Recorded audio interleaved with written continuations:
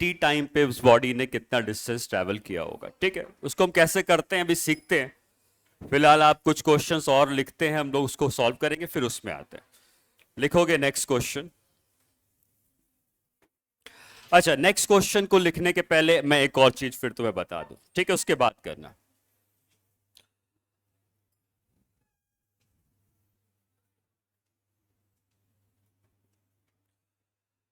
तो यहां पर अगर हमने किसी पार्टिकल को लेट से ऊपर की तरफ फेंका है, इस पॉइंट को ए कहा जाए, यहां पे कोई पॉइंट बी है, फिर यहां पे कोई पॉइंट सी है, इसको डी कहा जाए, ई एफ एंड जी।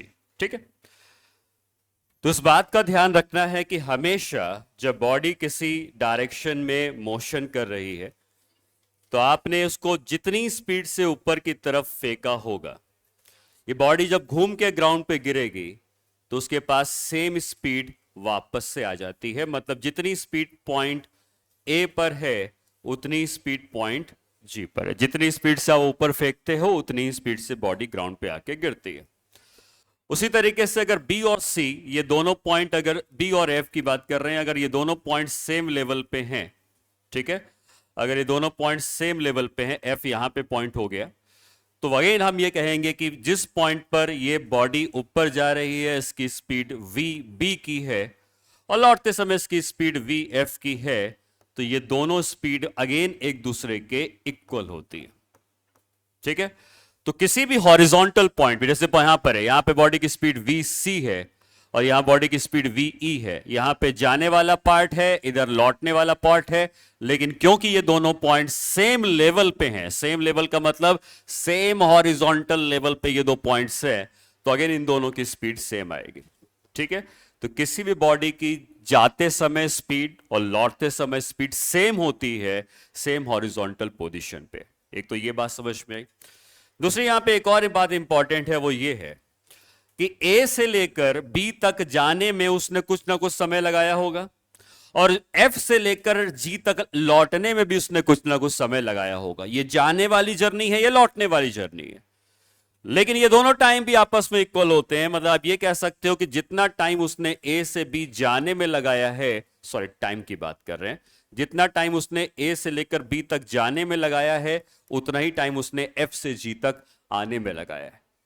कोई भी दो पॉइंट के बीच में जाने का समय और आने का समय हमेशा सेम होता है। ठीक है, उसी तरीके से कह सकते हैं जितना टाइम इसने बी से सी जाने में लगाया होगा उतना ही टाइम उसने ई से एफ आने में लगाया होगा।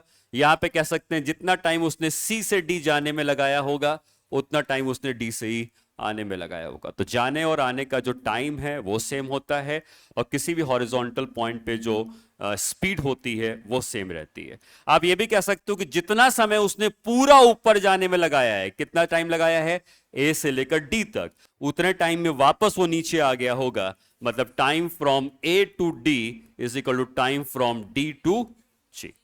किसी भी एक से दूसरी जगह जाने का समय और वहां से वापस आने का समय, दोनों टाइम एक दूसरे के इक्वल होता है। ठीक है, नोट करें सर।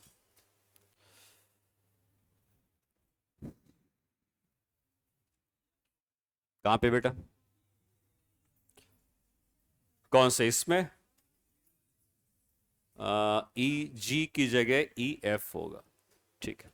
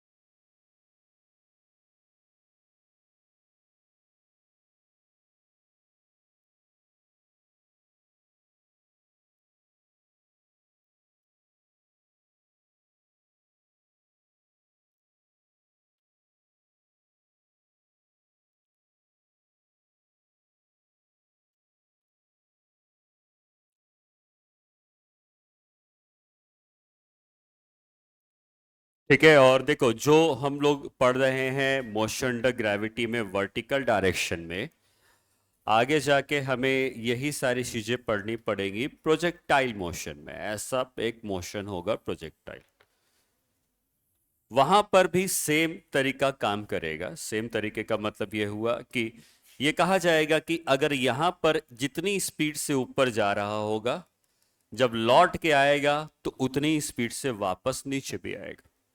ठीक है। जितना टाइम उसने यहां से यहां तक जाने में लगाया होगा, उतना टाइम ये यहां से यहां लौटने में भी लगाएगा। तो जो चीजें हम लोग यहां पे पढ़ रहे हैं सीधा ऊपर जाके नीचे आने के लिए, प्रोजेक्टाइल मोशन जो अगला टॉपिक होगा उसमें भी हमको सेम कॉन्सेप्ट अप्लाई किया जा सकता है। ठीक है। वहां पे सीखेंगे इस कॉन्सेप्ट को, बट अभी से मैं खाली रिलेट करके बता रहा हूं कि यही चीज वहां पर भी काम करने वाली है। ठीक है। चलो, तो इसको नोट कर लिया सबने। अब एक क्वेश्चन करते हैं, इसी के ऊपर है वो क्वेश्चन बेस्ड। ठीक है, तो आप लिखेंगे question. A particle is projected vertically upwards.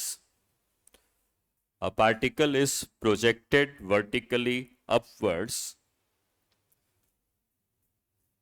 from the foot of the tower, from the foot of the tower, tower के नीचे से फेंका गया है, from the foot of the tower,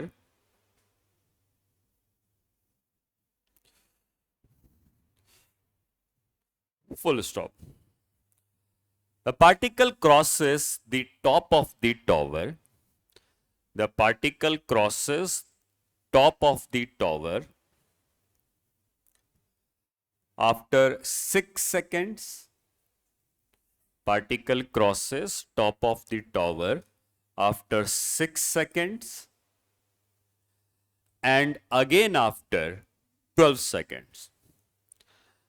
After 6 seconds and again after 12 seconds. Find the height of the tower. Find the height of the tower.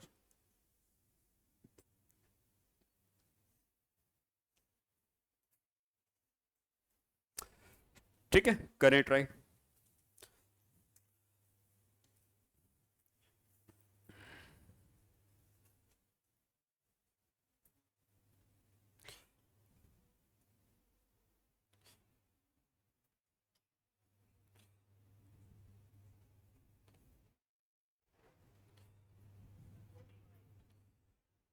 Forty five नहीं,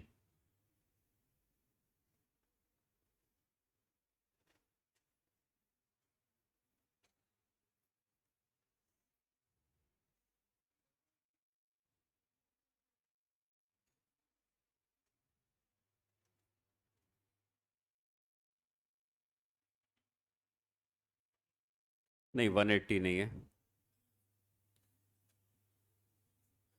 300 भी नहीं है, 210 भी नहीं है। कितना? नहीं।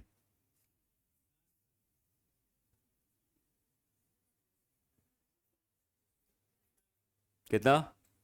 नहीं।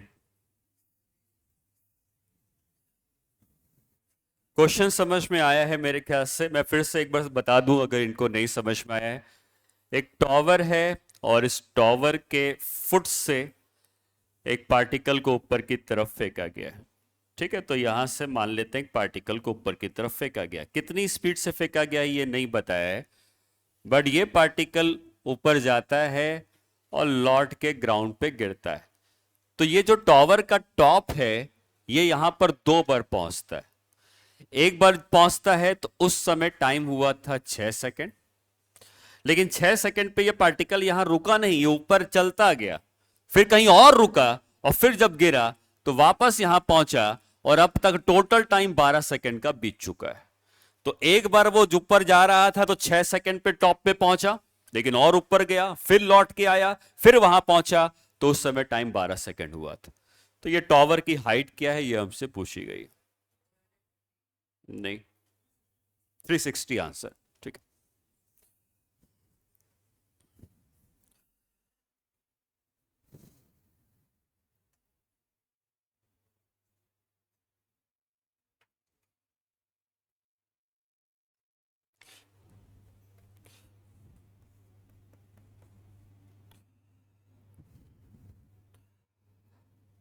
ठीक है, चलो देखा जाए।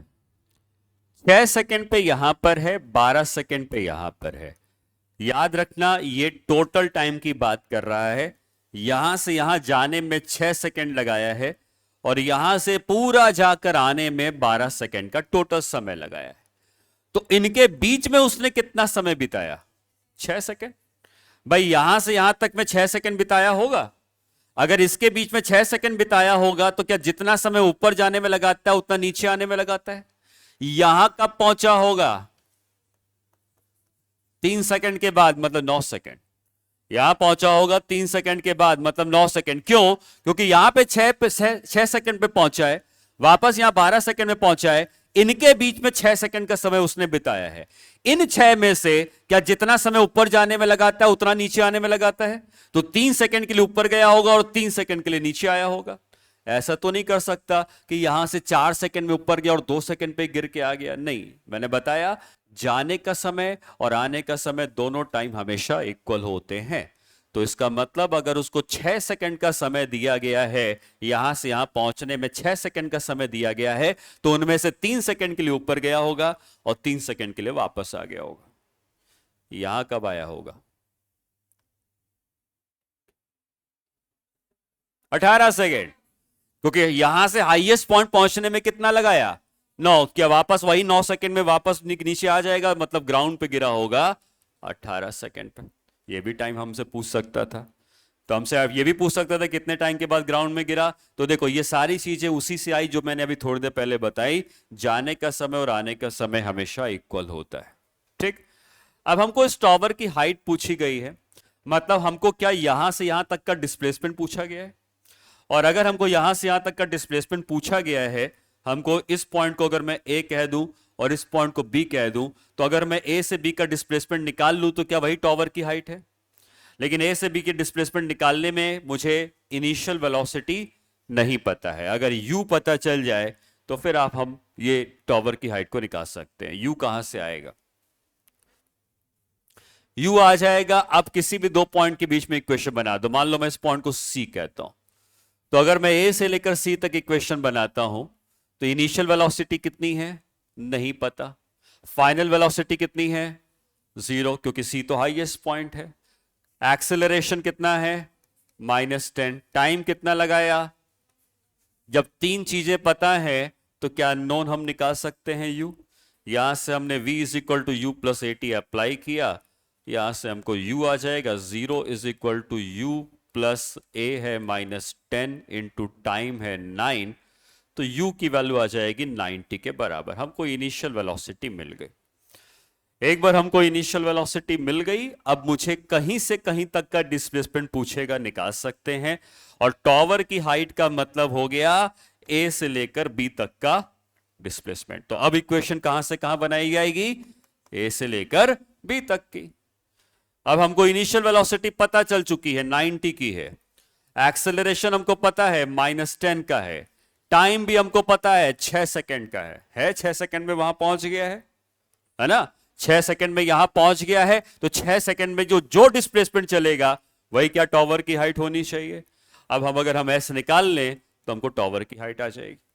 ठीक है, तो हमने यूज किया s is equal to u t plus half a t square. S is equal to u की वैल्यू है 90, टाइम की वैल्यू है 6 प्लस हाफ, ए की वैल्यू है -10, टाइम की वैल्यू है 6 का स्क्वायर।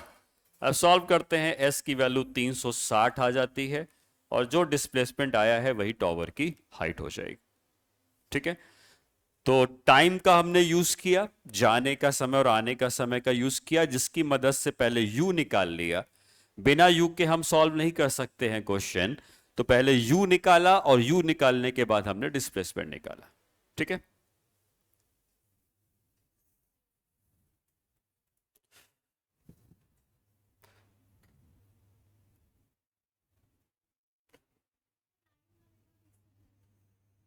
9 सेकेंड क्या है वो फिर से बता दूं?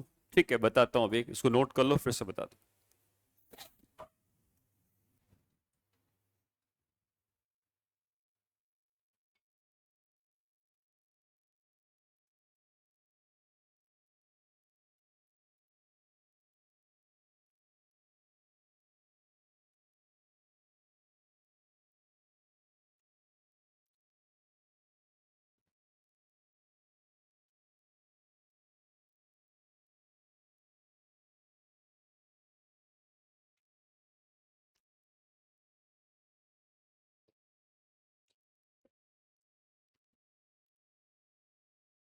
ठीक है, तो इस क्वेश्चन में बेसिकली हमने किया क्या है, हमें बस u निकालना है किसी तरीके से।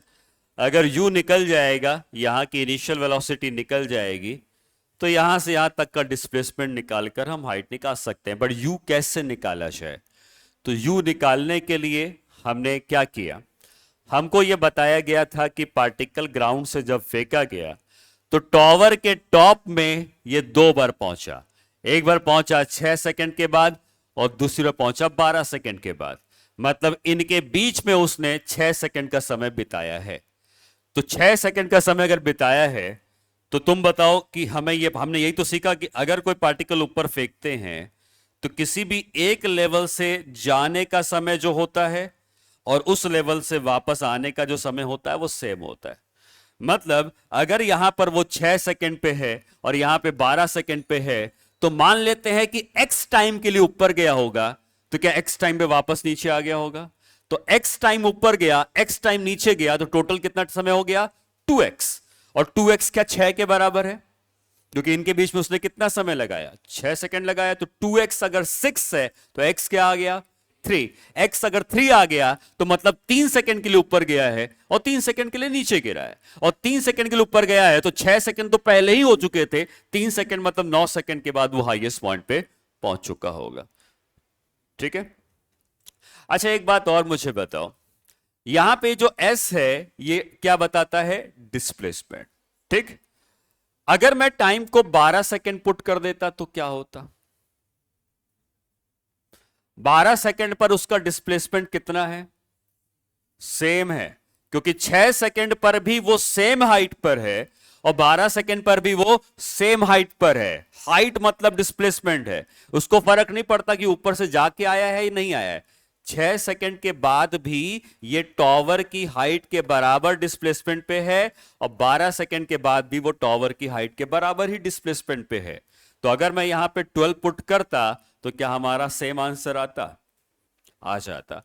अगर तुम टाइम को 12 पुट करके भी सॉल्व करते तभी भी तुम्हारा डिस्प्लेसमेंट 360 ही आता, क्योंकि वो 360 के डिस्प्लेसमेंट पर उस समय भी होता।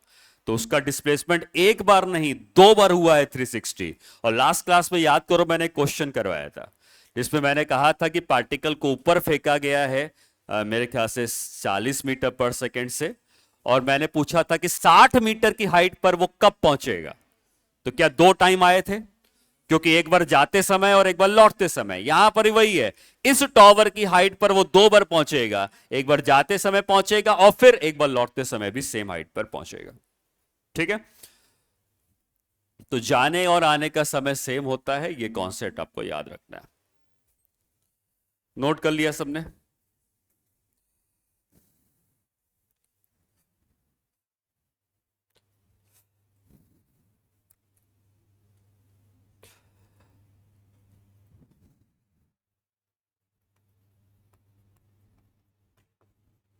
ग्राउंड टू ग्राउंड के कई क्वेश्चन होते हैं, तो उसके लिए आप फॉर्मूला याद रख लो। कुछ फॉर्मूले बता देता हूं जो डायरेक्टली यूज होंगे। अगर तुम यू की स्पीड से फेंकते हो तो जो टोटल टाइम ऑफ फ्लाइट होती है, टाइम ऑफ फ्लाइट, इसके लिए डायरेक्टली हम लोग यूज करेंगे 2u/g। इतने टाइम में वो ग्राउंड पे आके वापस गिर जाएगा। ठीक है। लास्ट केस में ये बताओ कि उसकी टाइम ऑफ फ्लाइट कितनी निकाली थी हमने? 9 सेकंड में ऊपर पहुंचा था, फिर 9 सेकंड में नीचे आ गया, तो टाइम ऑफ फ्लाइट कितनी हो गई थी? 18। यहां पे टाइम ऑफ फ्लाइट को 18 लिख के भी तुम यू निकाल सकते थे। ठीक है। तो टाइम ऑफ फ्लाइट 18 सेकंड होती है। मैक्सिमम हाइट अगर पूछ लेता है तो मैक्सिमम हाइट इसकी हो जाएगी कितनी? u²/g, 2g, sorry, u²/2g। ठीक है। तो ये दो चीजें कई बार डायरेक्टली यूज हो जाती हैं, तो उसको याद रखोगे तुम।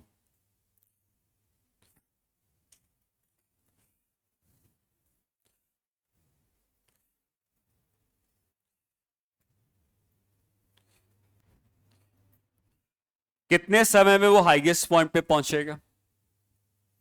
ये टाइम ऑफ फ्लाइट है, टोटल टाइम है। तो जितने समय में ये हाईएस्ट पॉइंट पे पहुंचेगा इसका आधा, क्योंकि हमें पता है कि जितना समय ऊपर जाने में लगाता है उतना ही समय नीचे आने में लगाता है। तो टोटल टाइम अगर इसने इतना लगाया है तो उसके आधे समय तक ऊपर गया होगा और आधे समय तक वो वापस नीचे आया होगा। ठीक है, तो हाईएस्ट पॉइंट में पहुंचने का समय क्या होगा, u बाई जी। इसका आधा कर देंगे तो हाईएस्ट पॉइंट में पहुंचने का समय हो जाएगा। ठीक है,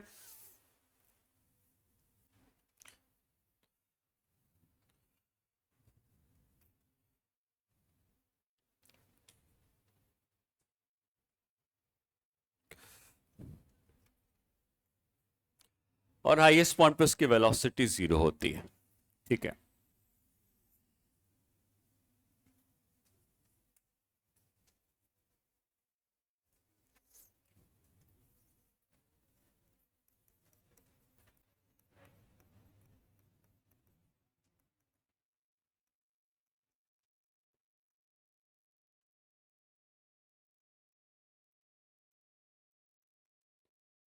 कई बार क्या होगा कि पार्टिकल को रेस्ट से ड्रॉप कराया जाएगा। ठीक है, रेस्ट से अगर किसी पार्टिकल को ड्रॉप करते हैं तो उसकी इनिशियल वेलोसिटी 0 होती है। ठीक है, और इसको अगर ग्राउंड पे गिरना है तो उसके लिए क्या क्या यूज करते हैं वो भी लिख लेते हैं। अगर ये ग्राउंड पे गिरते समय किसी स्पीड से ट्रेवल कर रहा है v, तो इस v की वैल्यू क्या होती है, √/2g(h). ये फॉर्मूला याद रखना है अगर h की हाइट से ड्रॉप कराया गया है तो। ठीक है, और कितना टाइम लगाता है ये ग्राउंड पे पहुंचने में, तो टाइम होता है √2h/g। ये दो बातें याद रखती। ठीक है, तो अगर हमको किसी पार्टिकल को ड्रॉप किया है h की हाइट से, तो ग्राउंड पे टकराते समय उसकी स्पीड पता होनी चाहिए और कितने टाइम में ग्राउंड में पहुंचता है ये पता होना चाहिए।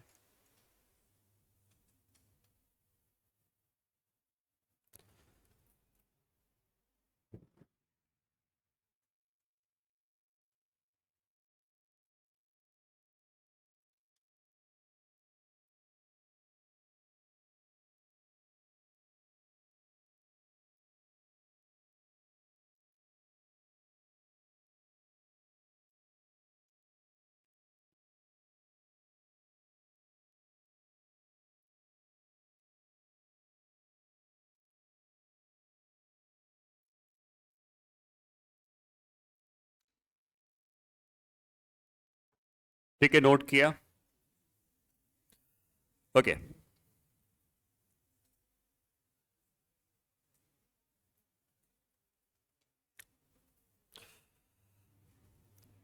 अब एक इंपॉर्टेंट पार्ट हम लोग सीखने वाले हैं जिसके ऊपर टेस्ट में भी क्वेश्चन आया था और ऐसे भी ये इंपॉर्टेंट है, कई बार हम इसको यूज कर सकते हैं।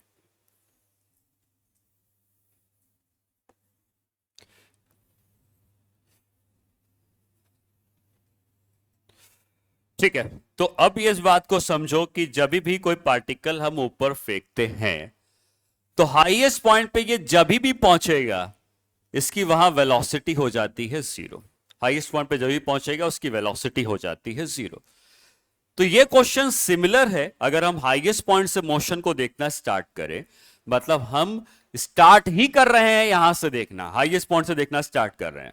तो जब हाईएस्ट पॉइंट से देखना स्टार्ट कर रहे हैं तो क्या ये एक ड्रॉप्ड पार्टिकल का क्वेश्चन हो गया, क्योंकि उसकी इनिशियल वेलोसिटी तो 0 हो गई तो हमने पार्टिकल को ड्रॉप कर दिया। ठीक, और अगर पार्टिकल को ड्रॉप कर दिया है तो ये पार्टिकल नीचे आएगा और उसकी स्पीड जो होगी वो बढ़ती जाएगी। ठीक है, अगर इसकी स्पीड बढ़ती जाएगी तो ये टाइम टी में कितना गिरेगा, कितना डिस्टेंस टाइम टी में गिर कर आएगा।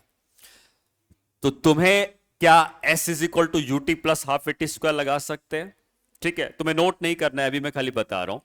अगर मैं s is equal to u t plus half a t square लगाऊं जिसमें मैं ये पता लगाना चाहता हूं कि कितना डिस्प्लेसमेंट ट्रेवल किया है टी टाइम पे, तो इनिशियल वेलोसिटी कितनी हो गई 0, एक्सेलरेशन कितना है -g क्योंकि नीचे की तरफ है, टी स्क्वायर कितना आ गया -12 g t²। माइनस क्या बता रहा है, डायरेक्शन को फिलहाल छोड़ देते हैं और ये याद रखते हैं कि अगर हम इसको टाइम टी तक गिरने दें तो ये ½ g t² गिरता है।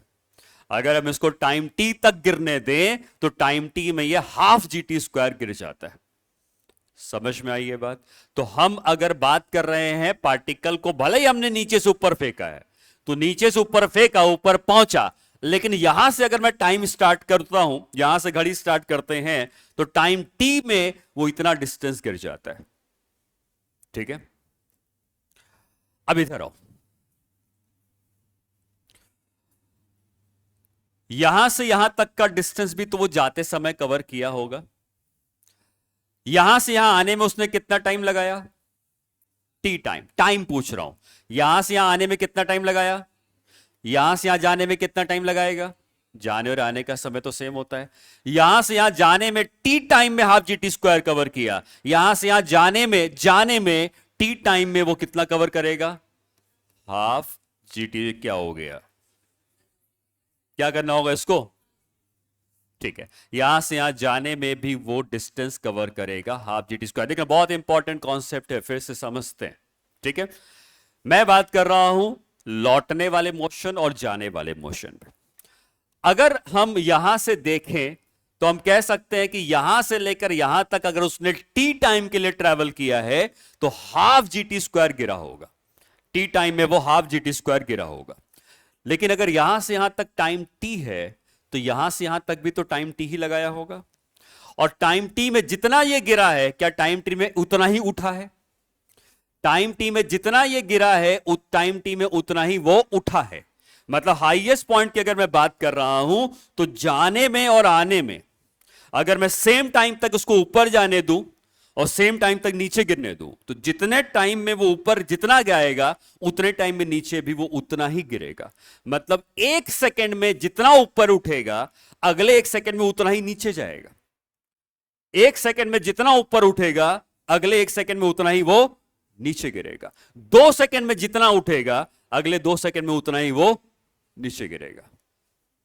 समझ में आई बात? टेस्ट में क्वेश्चन आया था और पूछा था कि अगर एक पार्टिकल ऊपर जा रहा है तो ऊपर जाने में आखिरी टी सेकंड में कितना ऊपर गया होगा। तो ये आखिरी टी सेकंड्स हैं और इन आखिरी टी सेकंड में कितना ऊपर गया होगा? Half G T square. आखिरी टी सेकंड का मतलब अगर ऊपर पहुंचा है 10 सेकंड में, मैं पूछूं कि आखिरी 3 सेकंड में कितना चला होगा। 10 सेकंड में ऊपर पहुंच गया लेकिन आखिरी 3 सेकंड में कितना चला होगा, तो हम लिखेंगे हाफ जी 3 स्क्वायर। क्योंकि आखिरी टी सेकंड की बात करी जा रही है। यह आखिरी टी सेकंड है ऊपर पहुंचने के और ये अगले टी सेकंड है नीचे गिरने के। ठीक है, नोट करें इसे। इसको नोट करने की जरूरत नहीं है, आप खाली इस कॉन्सेप्ट को डायरेक्टली यूज करने वाले हैं।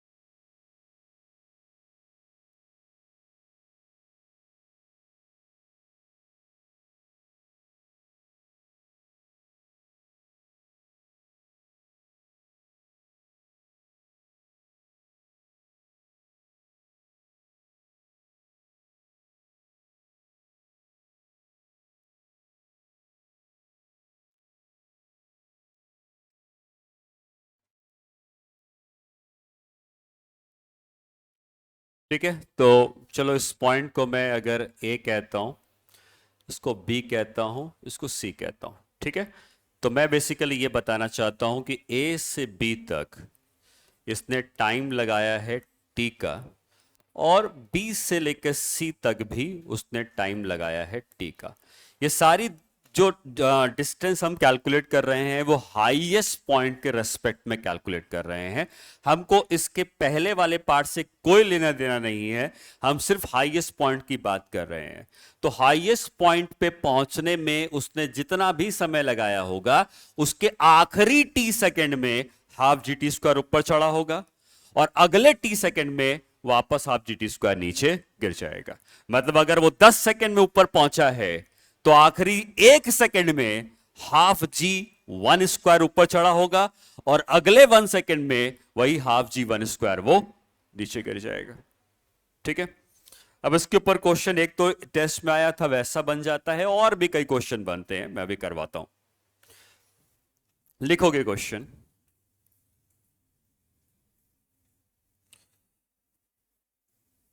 a particle is projected with the speed of a particle is projected with the speed of 30 meter per second. Particle is projected with the speed of 30 meter per second. Full stop. Find the distance traveled by the particle. Find the distance traveled by the particle between 2 and 4 seconds. Find the distance traveled by the particle between 2 and 4 seconds. ठीक है, तो 2 second से लेके 4 second के बीच में उसने कितना distance travel किया होगा। ठीक, अब इस क्वेश्चन का कॉन्सेप्ट आप समझें कि क्या होता है इस तरह के सवालों में।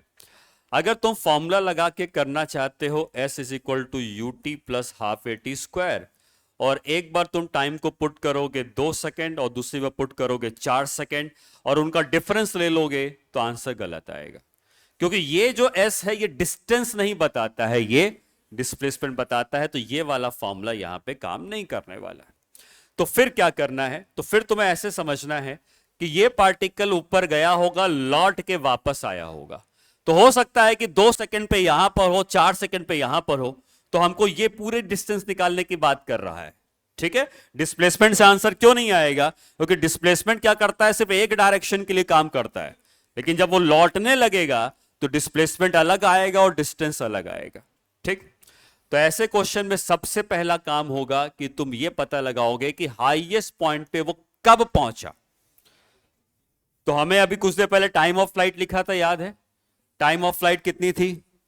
2u/g। तो हाईएस्ट पॉइंट पे पहुंचने का क्या समय हो गया? u/g। टाइम ऑफ फ्लाइट है 2u/g, तो हाईएस्ट पॉइंट पे पहुंचने का समय हो गया उसका आधा u/g। u हमको कितना दिया हुआ है? 30, ग्रेविटी है 10, कितना आ गया? मतलब तुम्हारा सबसे पहला स्टेप होगा यह पता करने का कि हाईएस्ट पॉइंट पे कब पहुंचा। हमें पता चला हाईएस्ट पॉइंट पे पहुंचा है 3 सेकंड के बाद। 3 सेकंड पे यहां पे पहुंच गया।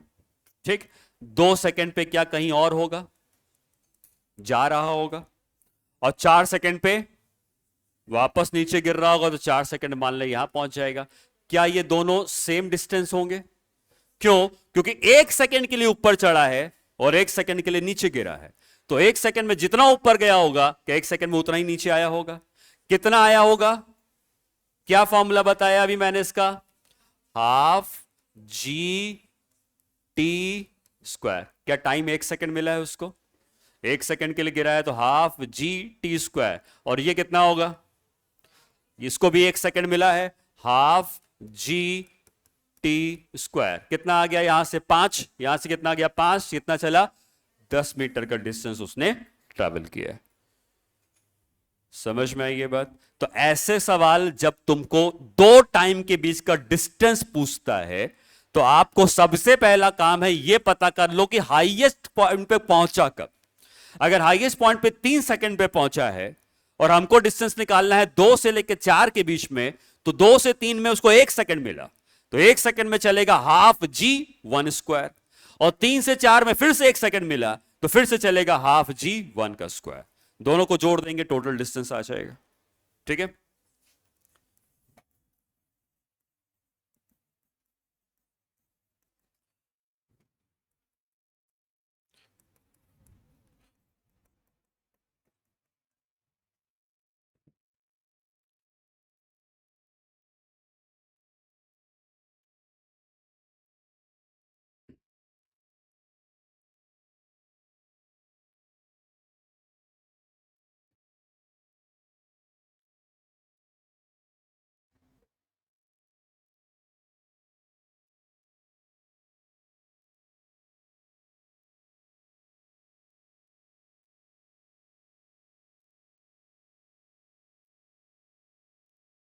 ठीक है, नेक्स्ट क्वेश्चन लिखोगे।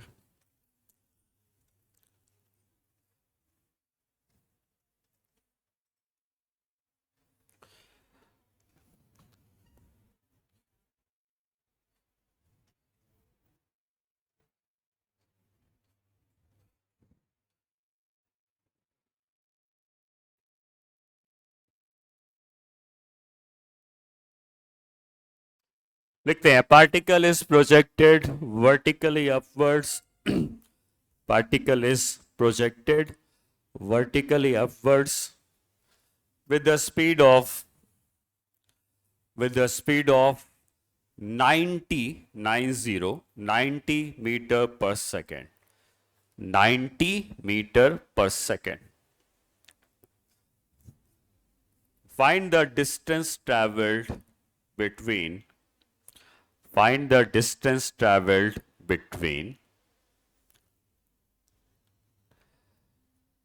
t is equal to 3 second, t is equal to 3 second and t is equal to 14 second. T is equal to 3 second and t is equal to 14 second. 14 हाँ ठीक है, चलो 14 ही ले लो।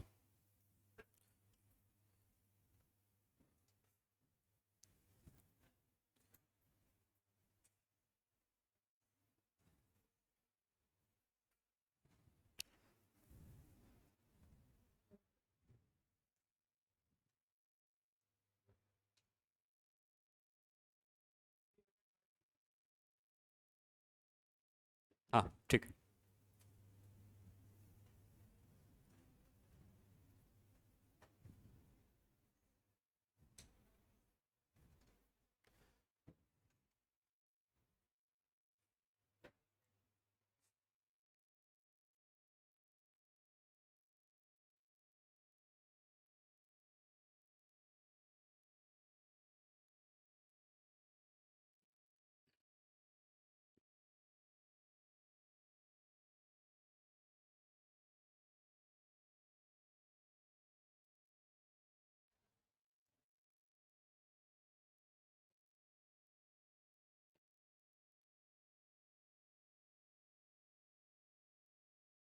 आया 305।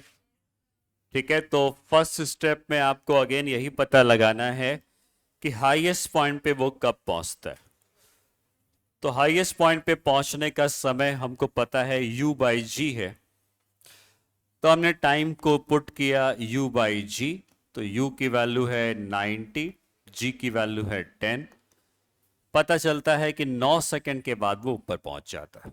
ठीक है, तो सबसे पहले स्टेप में हमने ये पता कर लिया कि हाईएस्ट पॉइंट पे पहुंचा कब, पता चला कि 9 सेकंड में वो हाईएस्ट पॉइंट पे पहुंचता है।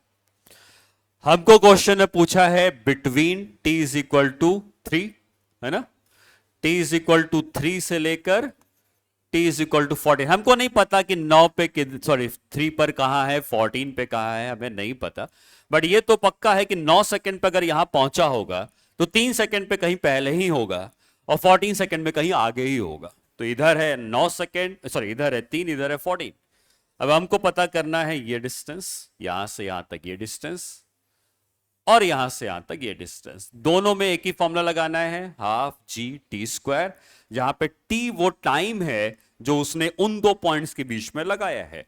तो जैसे इससे इसके बीच में उसने कितना सेकंड लगाया है, 5 सेकंड, तो लिखेंगे हाफ जी की वैल्यू टी और टाइम की वैल्यू 5 का स्क्वायर।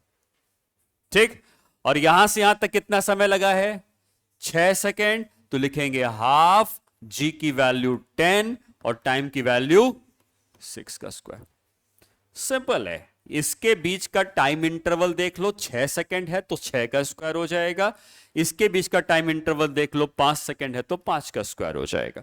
अब बस दोनों को ऐड करना है, तो ये आ जाएगा 2500/2, सही किया है, नहीं 250/2 ना, तो 125, और ये कितना आ जाएगा 360/2 मतलब 180। दोनों को ऐड कर दो, टोटल डिस्टेंस आ जाएगा 305 आ जाता है।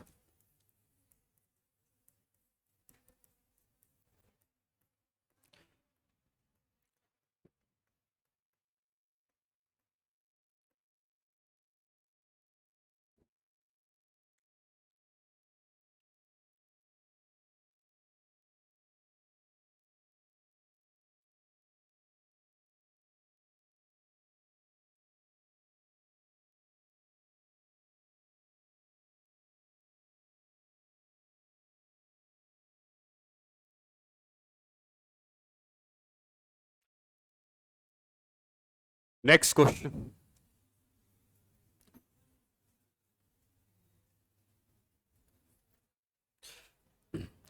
ठीक है, इस क्वेश्चन में बस ये ध्यान रखना है आपको कि जो भी टाइम नापा जाता है वो हाईएस्ट पॉइंट के रेस्पेक्ट पे नापा जाता है। अगर ये 9 सेकंड है और ये 14 सेकंड है तो इनके बीच में 5 सेकंड है, इसलिए 5 यूज किया है।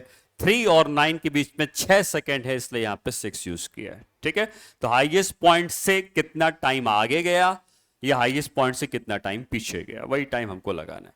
नेक्स्ट क्वेश्चन लिखते हैं। A particle is dropped from the certain height. A particle is dropped from the certain height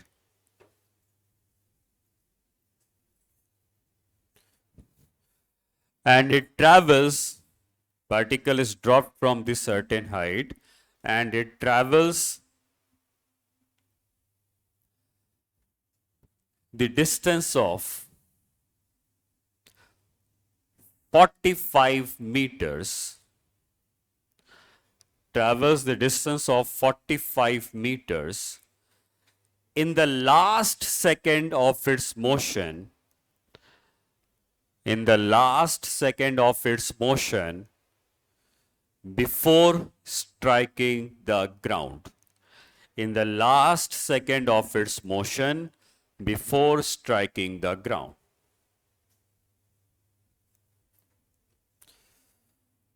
Full stop. In the last second of its motion before striking the ground. Find the height from which it was dropped.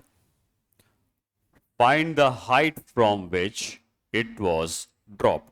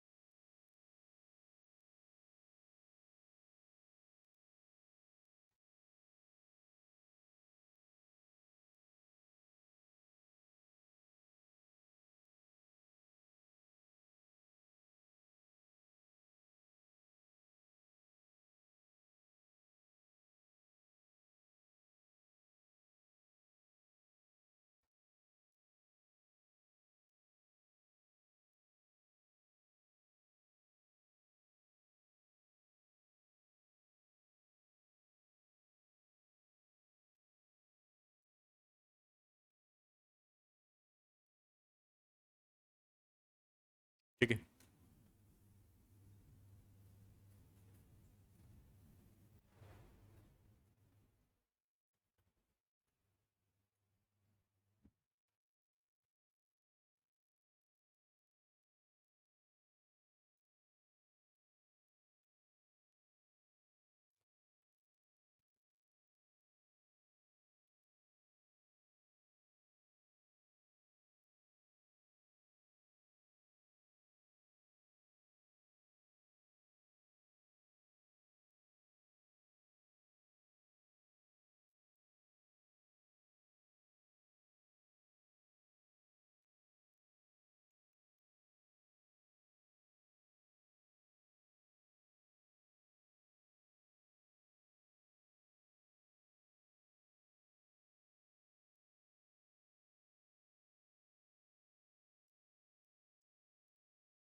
ठीक है। तो ये कहता है इस question में कि आखिरी सेकेंड वो गिरा होगा, कुछ समय में गिर गया होगा, वहां से लेके यहां तक ये पार्टिकल आके पहुंचता है।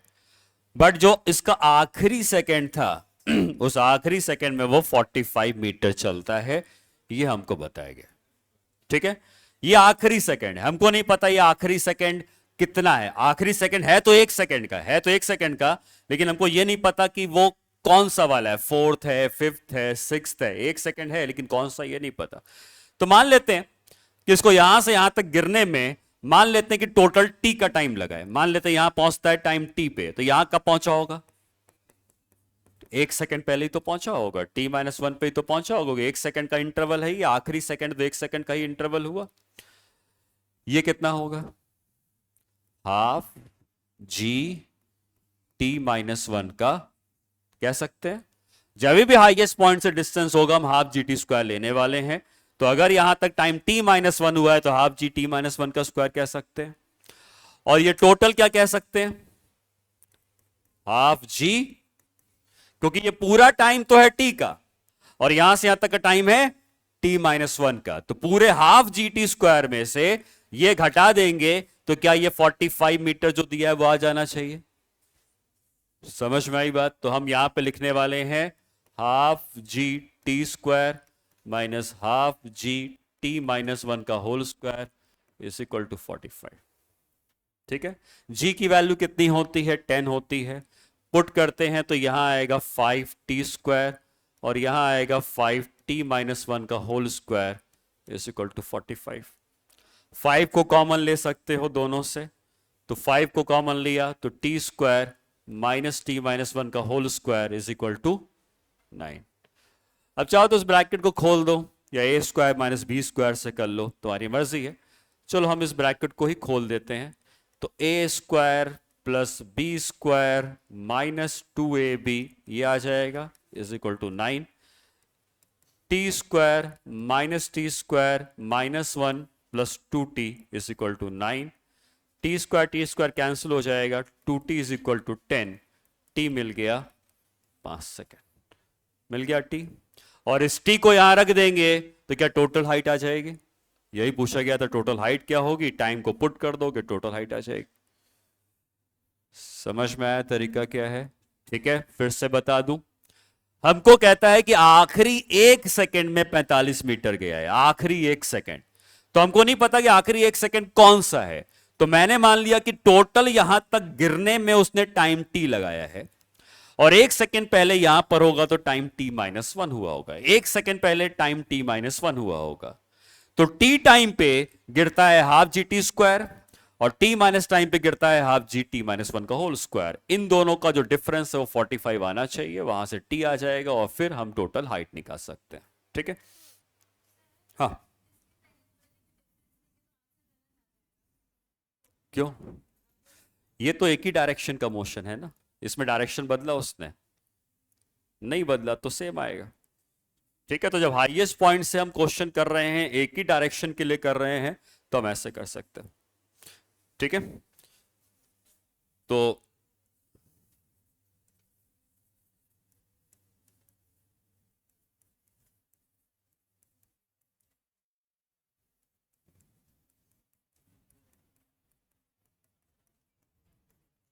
ये फाइनल आंसर हो जाएगा हमारा। देखो, इस क्वेश्चन को करने के और भी कई तरीके हैं। ठीक है, लेकिन ठीक है, मैं तुम्हें बहुत सारे तरीके सीखोगे तो कोई फायदा नहीं है। आज जब भी सवाल आता है हाईएस्ट पॉइंट से किसी भी जगह पर जाने का, तो आप ये तरीका याद रखें हाफ जी टी स्क्वायर का, काफी हेल्पफुल होता है। कई क्वेश्चन जो ऐसे डिफिकल्ट होते हैं इसकी मदद से आसान हो सकते हैं। ठीक है, इसको याद रखो।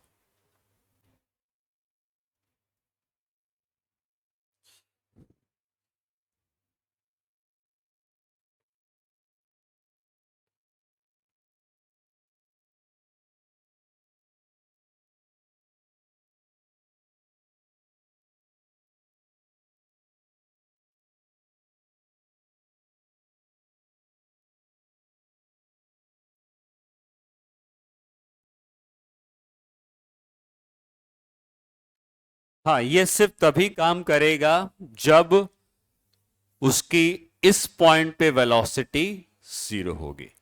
ठीक है, तो जब हम पार्टिकल ऊपर फेंकते हैं तो हाईएस्ट पॉइंट पे वो 0 पे होता है, तो फिर हम आगे इसको यूज कर सकते हैं। या पार्टिकल को अगर हम ड्रॉप भी कर रहे हैं तब भी हम इसको यूज कर सकते हैं। लेकिन इस पार्टिकल को अगर नीचे की तरफ वेलोसिटी देख के फेंक दिया जाएगा तब हम लोग इसको यूज नहीं कर पाएंगे। ठीक है, तो ये सिर्फ तब यूज करते हैं जब पार्टिकल ड्रॉप किए जाते हैं।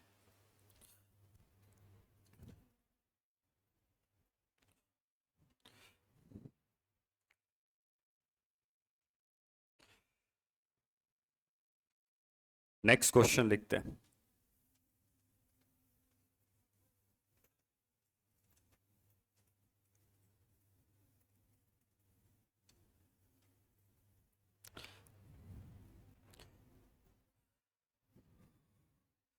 particle A is dropped, particle A is dropped from the height of 80 meters, from the height of 80 meters.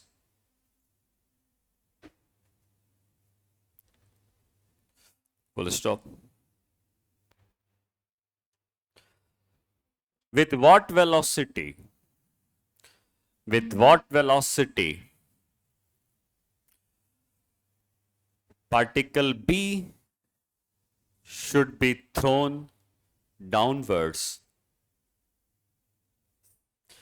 With what velocity particle B is thrown downwards from the same point,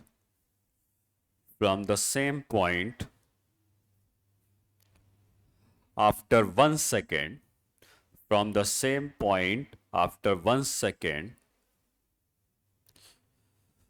so that both will reach the ground together, so that both will reach the ground together.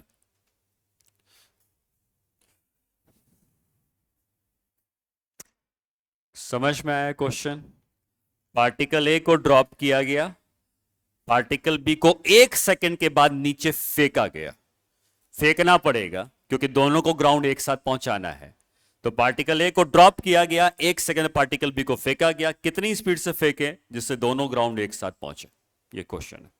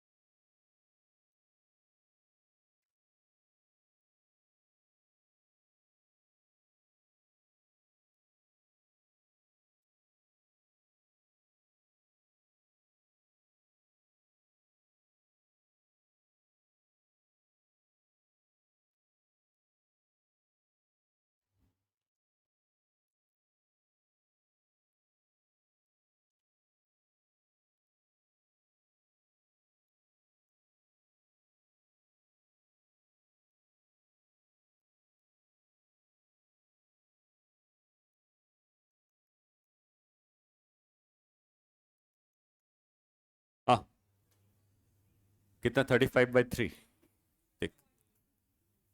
देखते answer मुझे भी नहीं पता, भी calculate करते हैं।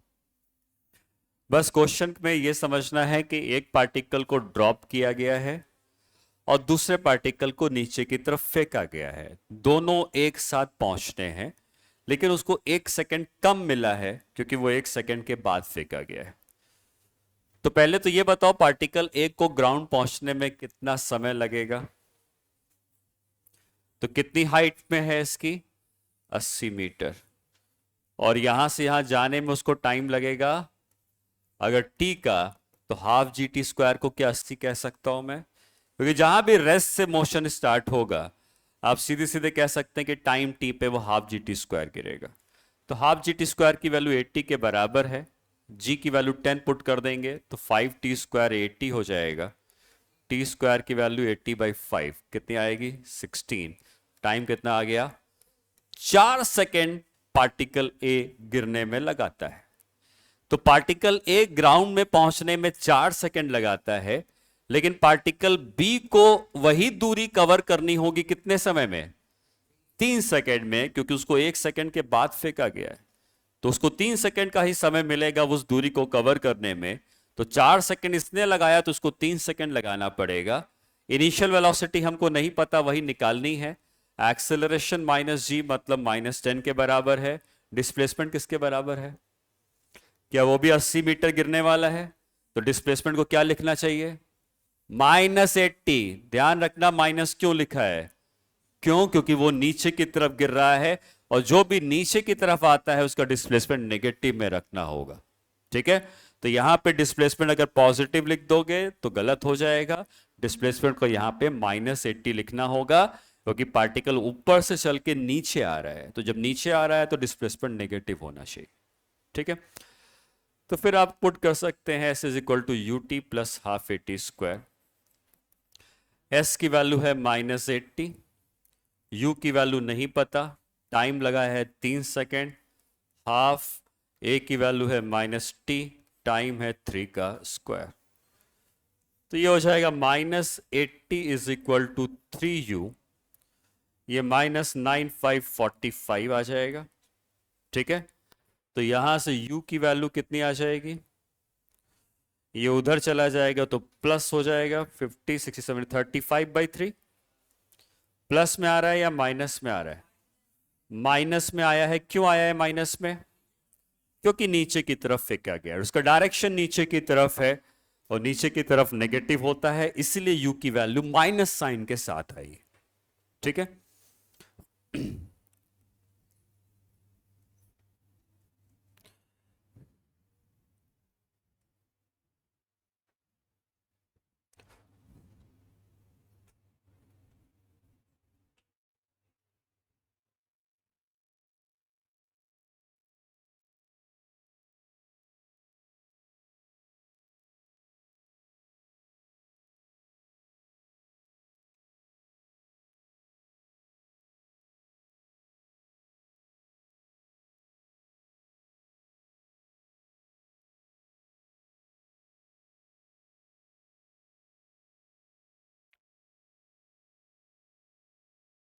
ठीक है।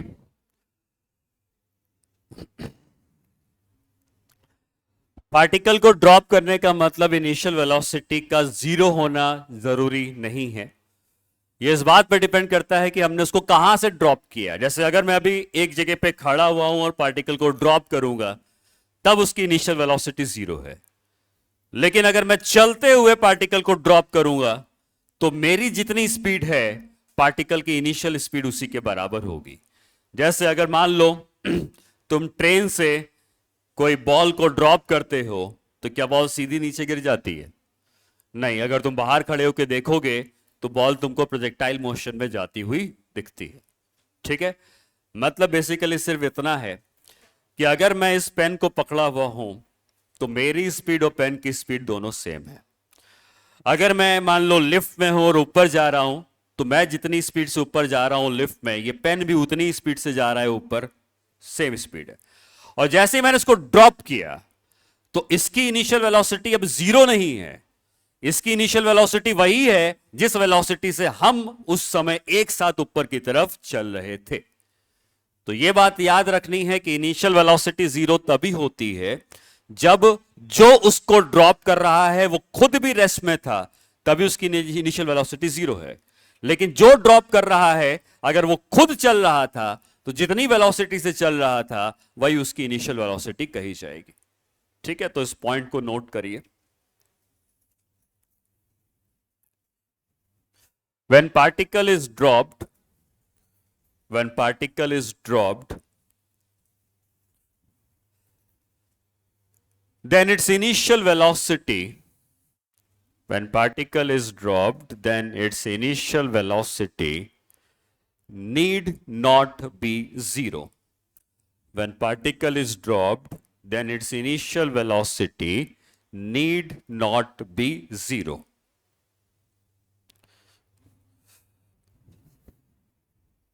Full stop. Its initial velocity will be equal to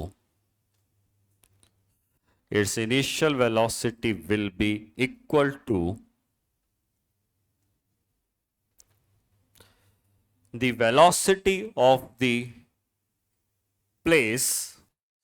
Its initial velocity will be equal to the velocity of the place from where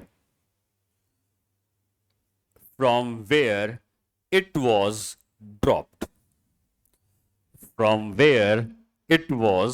dropped. ठीक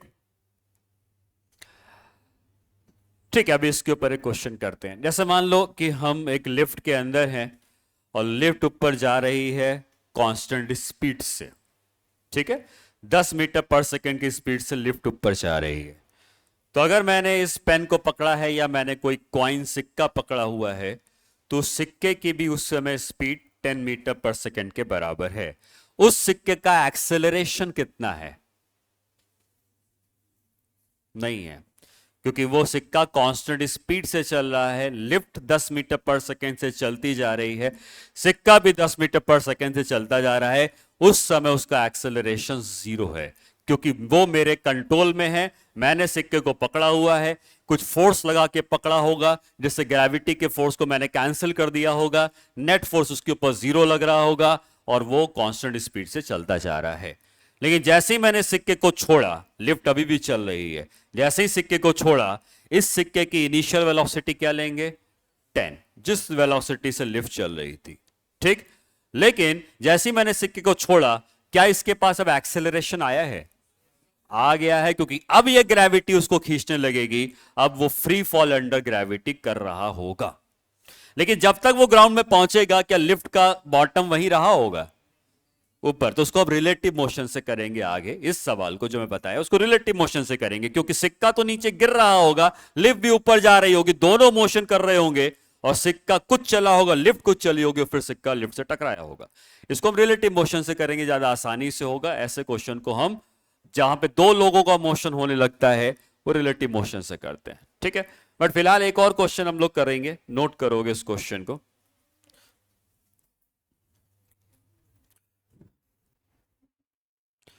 an air balloon an air balloon starts rising from the ground.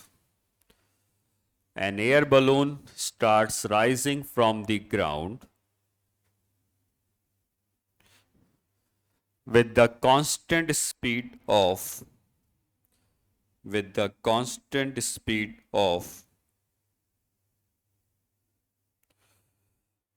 40 meter per second, with the constant speed of 40 meter per second. Full stop.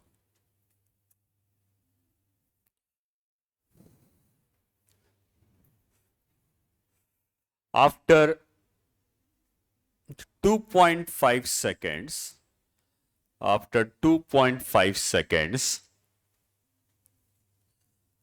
a particle is dropped from the balloon.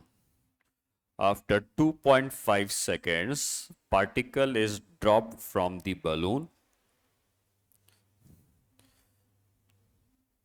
Then find the time after which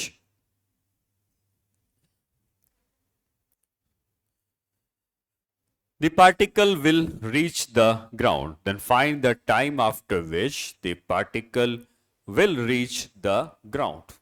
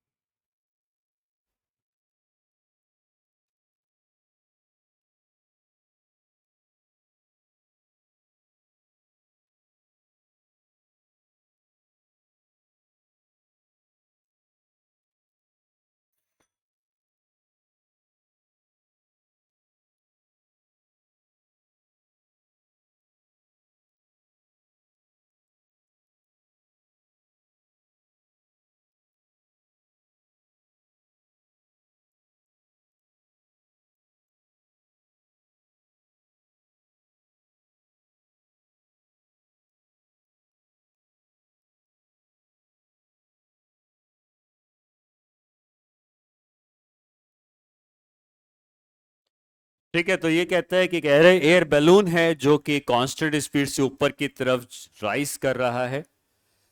2.5 second तक इसको rise करने दिया गया और 2.5 second के बाद इसके अंदर से एक पार्टिकल ड्रॉप किया। फिर से मैं कह रहा हूं, ड्रॉप का मतलब इनिशियल वेलोसिटी 0 नहीं ली जाएगी, बल्कि ड्रॉप किया गया है जब वो खुद 40 से चल रहा था, तो उस पार्टिकल की इनिशियल वेलोसिटी भी 40 के बराबर नीचे आएगी, फिर वो ऊपर जाएगा और नीचे आ जाएगा। तो क्या बलून को क्रॉस कर जाएगा? हाँ नहीं, क्योंकि क्या ये 40 इसकी भी है 40 इसकी भी है, क्या ये हमेशा 40 रहेगी? अब ये स्पीड क्या होने लगेगी? कम होने लगेगी, लेकिन ये तो 40 मेंटेन रहेगा, तो ये 40 से ही चलता जाएगा, लेकिन ये 39, 38, 40 सॉरी 20 ऐसे कम होने लगेगा। तो क्या वो बैलून से नीचे गिरता हुआ दिख रहा होगा? क्योंकि बलून से उसकी स्पीड क्या हो जाएगी? अब कम, ग्रेविटी खींचने लगेगी, अब ये 40 कर रख नहीं पाएगा, 40 से स्पीड कम होने लगेगी। लेकिन बलून वही 40 से चल रहा था, तो बलून ज्यादा तेजी से ऊपर जाएगा, ये कम तेजी से ऊपर जाएगा, बलून से वो हमेशा नीचे ही हमको दिखेगा। ठीक, तो अब हमको बताना है कितने टाइम के बाद वो ग्राउंड पे पहुंचा होगा। 10 सेकेंड, ठीक है।